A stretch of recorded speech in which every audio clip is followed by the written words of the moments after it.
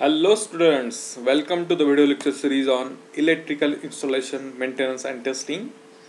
We have started with the unit number 1 and we have finished the comparison between overhead and underground systems for above mentioned systems. And we have found out that these 3-phase 3-wire and these 3-phase 4-wire AC supply system is a efficient or it uses the low volume of conductor for the overhead system. Today we are interested for our next topic, which is a very interesting topic, and this is the name of our unit, that is AC distribution system. So let's go to the today's topic. The distribution system, the part of the power systems which distributes the electric power for the local use is known as distribution system. Now in your house or near to your colony or starting of the colony, there is a one distribution system is available. So from 11 kilovolt which came from the substation, that 11 kilovolt is stepped down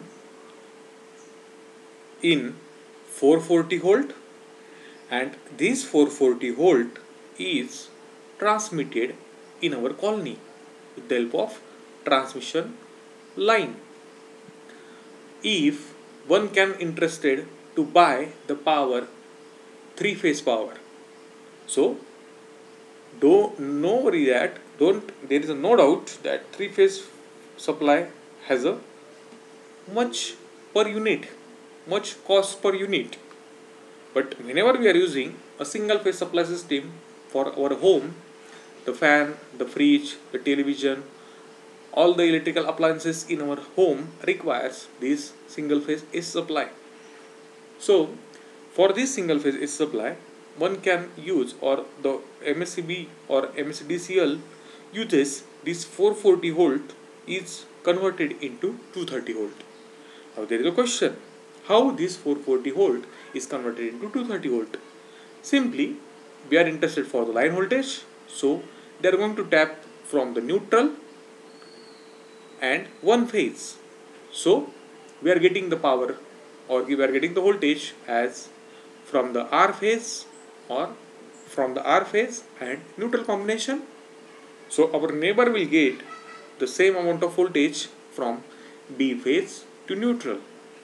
The third neighbor will get the power or the voltage from B phase and neutral. So this combination the MSDCL maintain, and they are interested to give the supply to our house. Now the distribution system consists of the 3 important parts, that is feeder, distributor and service mains. So this is the picture. Let's say this is my substation. From the substation there is a feeders. Feeders are nothing but the transmission conductors. There are feeders which are express feeders. It means that there is no tapping. Whenever these feeders are used to transmit the power from substation to the area, let's say this is the A area. Again from substation, the power is transmitted to this D area with this feeder F. And from this substation, the power is transmitted to this C area with the help of this feeder F. You can see there is no tapping on the feeder. So feeder is a conductor which connects the substation to the area where power is to be distributed. Generally, no tappings are taken from feeder so that the current in it remains the same throughout. We know that whenever we are interested to maintain the current same, so we are not going to tap that particular transmission line or conductor.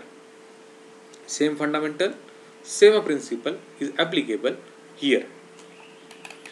Main consideration in design of feeder is a current carrying capacity. So this question will be many times asked for the state government and central government exam. What is the consideration of the design for the feeder? So the answer is current carrying capacity, as we are interested to maintain the current constant throughout. Let's say there is a second term called as a distributor. So this is D at this point at D, sorry. So this is the distributor is also there. It is also a conductor from which tappings are taken for the supply to consumers. So from this area the tappings are taken. In figure AB, BC, CD and DA are the distributors. So this is AB, AD, CD and BC are the distributors. Main consideration in design of distributor is the voltage drop. For the feeder, the constant current, and for the distributor, we have to consider for a design voltage drop.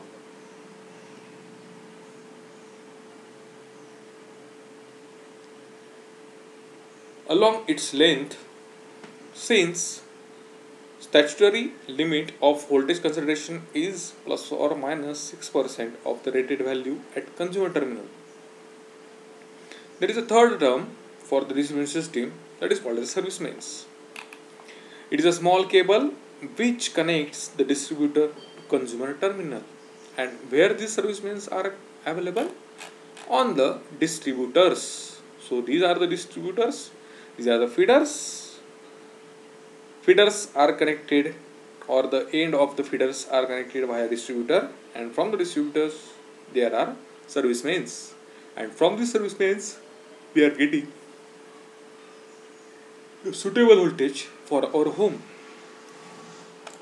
So the definition of service mains is, it is a small cable which connects the distributor to the consumer terminal. I hope you understood the concept of feeder, distributor and service mains. In the next class, we will classify the distribution system. Thank you. God bless you all.